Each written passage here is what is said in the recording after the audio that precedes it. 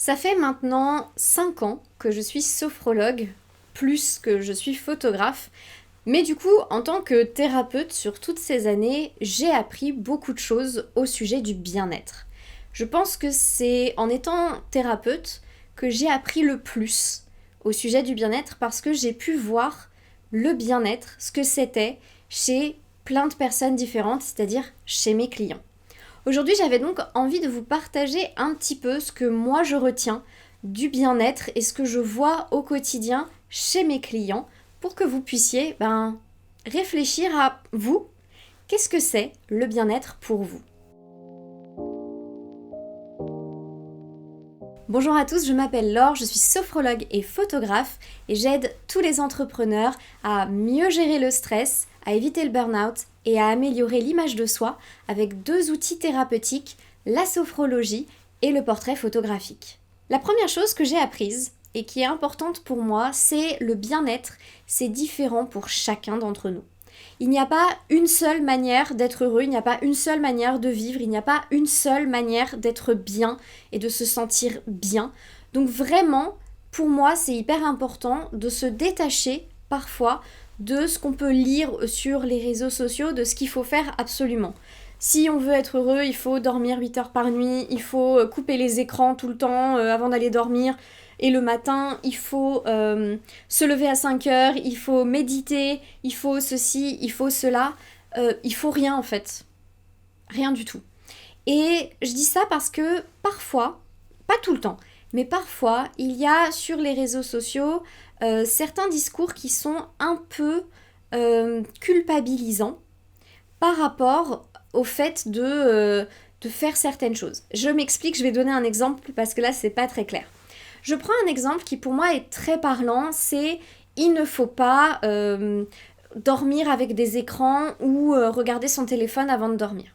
Et parfois, ça peut être assez cassant en fait. C'est quelque chose de bien spécifique et ça peut être un peu cassant du style, si vous avez votre téléphone ou des écrans dans votre lit, c'est évident que vous ne dormez pas, donc il faut absolument arrêter ça. On est parasité par les écrans, la société est catastrophique, etc. etc. On se détend, détendons-nous, on va faire un petit exercice de respiration. Et moi, j'aime pas ce discours-là. Pourquoi ? Parce que ça m'arrive d'avoir des clients qui ne peuvent pas dormir sans écran. Pourquoi ? Parce qu'en fait, dans le silence et le noir total, ils font des crises d'angoisse. Donc moi, je préfère largement qu'ils aient un écran dans leur lit. Tant pis, ils sont bouffés par la société, je sais pas quoi, je m'en fous en fait. Moi, ce que je veux, c'est qu'ils fassent pas des crises d'angoisse et qu'ils dorment. Donc je m'en fous. C'est en regardant une série agréable sur l'iPad dans le lit, génial. C'est ok. Peut-être que c'est un moment, ça va peut-être pas durer. Peut-être que c'est des personnes, pendant un temps, ils ont besoin de ça. Puis après, quand ils auront d'autres outils, ils pourront faire autrement. Mais commençons par là. C'est pas grave. Culpabilisons pas les gens, en fait. Donc des fois, sur des choses en plus très spécifiques, je trouve qu'il y a une forme de culpabilisation qui me gêne beaucoup parce que il y a certaines choses du bien-être qui ne sont pas à la portée de tout le monde aujourd'hui. Et je trouve que c'est un peu dommage de culpabiliser les gens parce qu'ils ont pris une habitude qui les aide et que de manière dans l'imaginaire collectif, c'est quelque chose de mal. Non, c'est pas mal.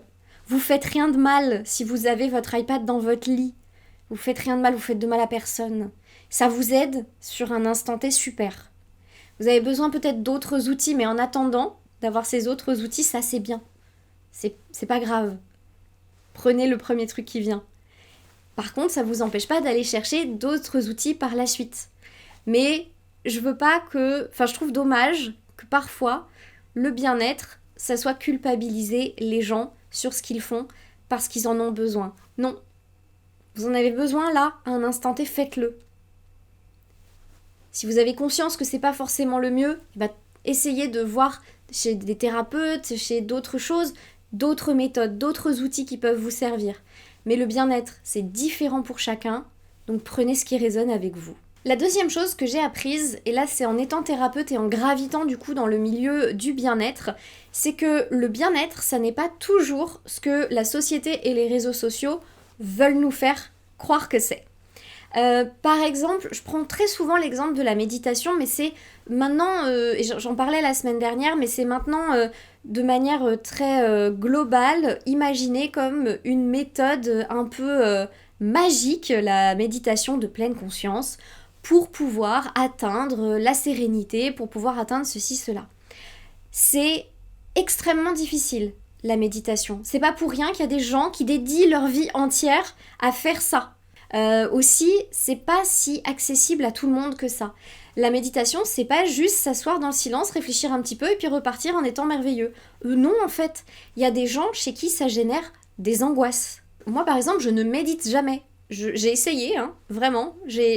À une période, comme beaucoup de gens, j'ai forcé en me disant non, méditer c'est hyper important, c'est hyper bien, il faut que je le fasse. Bah non, en fait, c'est pas adapté à moi. Alors ça me génère pas d'angoisse, mais juste je me sens ni bien ni mal après, quoi. Ça m'agace, plus qu'autre chose. Donc non, je ne médite pas. Je fais plein d'autres choses. La sophrologie, par exemple, ça me parle mieux, parce que il y a des mouvements. Et que moi, j'aime bien bouger. J'aime bien utiliser mon corps pour mon bien-être. C'est pour ça que, par exemple, ce qui marche bien pour mon bien-être, moi, c'est le sport. Alors qu'il y a des tas de gens, le sport, c'est pas synonyme de bien-être, hein. Et je le comprends, j'étais comme ça avant. Donc vraiment, forcez pas. Pas de soucis. Soit un jour ça vient et c'est génial, soit ça vient jamais et c'est pas grave. On va s'en remettre. Donc vraiment, je trouve que des fois ça peut être... voilà, pareil, je prends l'exemple hein, de la méditation, mais il y a aussi beaucoup de positivité toxique. Il faut être positif à tout prix, c'est faux. Vous n'avez pas à être positif à tout prix. Vous n'avez pas à voir le côté positif de tout. Si vous y arrivez, c'est génial. Si vous n'y arrivez pas, c'est normal. Vous êtes une personne normale. J'aimerais des fois, on arrive à se détacher de ce côté, il y a des bonnes et des mauvaises émotions. Non, c'est faux. Il y a des émotions. Votre cerveau est une chose extraordinaire. Quand vous ressentez des émotions dites négatives, comme de la tristesse, de la colère, ben ressentez-les pleinement en fait, parce que c'est important. Si votre cerveau il les ressent, c'est parce qu'il essaye de vous envoyer un message, il essaye de vous envoyer quelque chose d'important. Il essaye de vous aider en fait. Donc voyez-le plutôt comme cette chose merveilleuse qu'est votre cerveau, qui vous aide en permanence, qui vous permet de rester sain d'esprit, qui vous permet de continuer à vous diriger dans la vie en mettant en place des tas de mécanismes, des tas de choses invisibles pour que vous puissiez traverser les épreuves de votre vie sans trop d'encombre. Et je trouve que ça c'est hyper important. Rappelez-vous que si vous ressentez quelque chose, c'est pas pour rien. Votre cerveau vous dit quelque chose, vous dit là il y a un truc qui cloche, est-ce qu'on peut le regarder? Ouais, regardez-le. Soyez pas positif à tout prix, regardez le truc que votre cerveau essaye de vous pointer du doigt, c'est plutôt cool. C'est aussi comme ça que ça vous permet de travailler sur vous et d'évoluer. Et de manière générale aussi, ce que j'observe dans le bien-être, c'est que le bien-être c'est vu comme quelque chose de positif. Pourtant aujourd'hui, et je ne suis pas la seule à le voir, il y a beaucoup de dérives, il y a beaucoup de culpabilisation, des discours parfois moralisateurs, des discours parfois un peu dangereux, qui peuvent mener à beaucoup de culpabilité, qui peuvent mener parfois même à la dépression, à des choses difficiles. Donc prenez du recul par rapport à ce qui se dit sur les réseaux sociaux, par rapport au bien-être de manière générale. Prenez du recul par rapport à tout ça. Faites attention aux fausses promesses ou aux choses qui ont l'air un petit peu trop idylliques, un peu trop magiques. Donc n'hésitez pas à avoir un esprit critique aussi par rapport au bien-être et à ne pas vous dire ok, de manière globale, la société veut que je pense que le bien-être c'est ça, donc le bien-être c'est ça. Questionnez-vous, qu'est-ce que c'est le bien-être pour vous? Qu'est-ce qui vous fait vous réellement vous sentir bien et adaptez, prenez ce qui est important pour vous, prenez ce qui est vraiment en accord avec vous, en accord avec vos valeurs, en accord avec qui vous êtes et attention quand on est dans un moment de détresse aux fausses promesses, aux gens qui promettent monts et merveilles parce que le bien-être, bah c'est pas un truc magique. C'est pas un truc qui arrive comme ça par magie parce qu'on l'a pensé très fort et qu'on a respiré beaucoup. Ça marche pas. J'aimerais trop hein, mais ça suffit pas. Et ça m'amène à mon troisième point qui découle directement de ce que je viens de dire. Le bien-être, ça n'est pas quelque chose de figé. Je vais parler de mon expérience personnelle. Je suis une personne qui ne souffre pas particulièrement de l'anxiété et je suis quelqu'un de plutôt serein et heureux dans la vie. Mais c'est pas toujours le cas. J'ai des moments où je suis angoissée, mon angoisse elle fait « Ok, je vais là-haut, je t'attends ». parce que y a des événements dans ma vie qui font que forcément ça génère une angoisse. Ça peut être dans mon travail, ça peut être dans ma vie personnelle, des choses évidemment qui résonnent avec des mécanismes qui sont bien ancrés là-dedans. Mais cette angoisse, elle vient me parler de choses importantes, mais elle est passagère. Je ne suis pas tout le temps angoissée, comme je ne suis pas tout le temps sereine, et c'est normal. Et pendant très longtemps, moi, je croyais que j'étais quelqu'un d'extrêmement anxieux, avant de me rendre compte que non, en fait, des moments, je ressentais de l'angoisse parce que c'est normal de ressentir du stress et de l'angoisse dans des moments où on sort de sa zone de confort, dans des moments où il y a des gros changements, dans des moments où c'est plus difficile et où on traverse des choses plus compliquées. Et du coup, le bien-être, je pense que c'est important de comprendre que ça n'est pas quelque chose de figé, mais quelque chose qui est en perpétuel mouvement. Ce qui, aujourd'hui, m'apporte du bien-être n'est pas ce qui m'apportait du bien-être il y a 10 ans. Ce qui m'apporte du bien-être aujourd'hui n'est pas ce qui m'apportera probablement du bien-être dans 10 ans. Parce que je suis un être humain qui évolue, ma perception du bien-être, ma perception du bonheur évolue avec moi. Et donc forcément, je vais être en recherche d'équilibre constant. Et ça, je pense que c'est un des trucs les plus difficiles à admettre et à comprendre, mais qui pourtant sont essentiels. Le bien-être, ça ne peut pas être un truc toujours pareil. Forcément ça va évoluer, forcément vous allez avoir des envies différentes, forcément vous grandissez en tant qu'être humain, et tant mieux, c'est une bonne nouvelle, mais du coup votre perception du bien-être elle change, et donc vous allez être en recherche d'équilibre constant, parce que votre vie elle est pas linéaire, c'est pas un long fleuve tranquille où il ne se passe jamais rien, et tant mieux, quelle horreur. Mais forcément, des choses hyper positives, il y a aussi des choses négatives et ça va fluctuer tout le temps et il y aura de l'imprévu et il y aura des choses que vous n'attendiez pas et il y aura des choses que vous pensiez ne pas vouloir puis finalement un jour vous en voudrez. Il y a pas de manière figée d'exister, c'est pas possible. Sinon c'est ne pas vivre, c'est pas ça vivre. Et du coup ça rejoint ce que je vous disais tout à l'heure, il faut accepter. Et même si c'est pas toujours facile, il faut essayer d'accepter les émotions dites négatives que vous pouvez recevoir autant que les positives, avec autant de bienveillance, avec autant de non-jugement. Je sais que c'est désagréable d'être en colère, je sais que c'est désagréable d'être triste, je sais que c'est désagréable d'être angoissé, d'avoir peur, mais observez-les comme votre cerveau vous a envoyé des émotions pour prendre soin de vous. Il vous a envoyé des émotions parce qu'il a conscience que vous devez sortir d'une situation qui ne vous convient plus. C'est votre cerveau qui vous aide à gérer votre quotidien.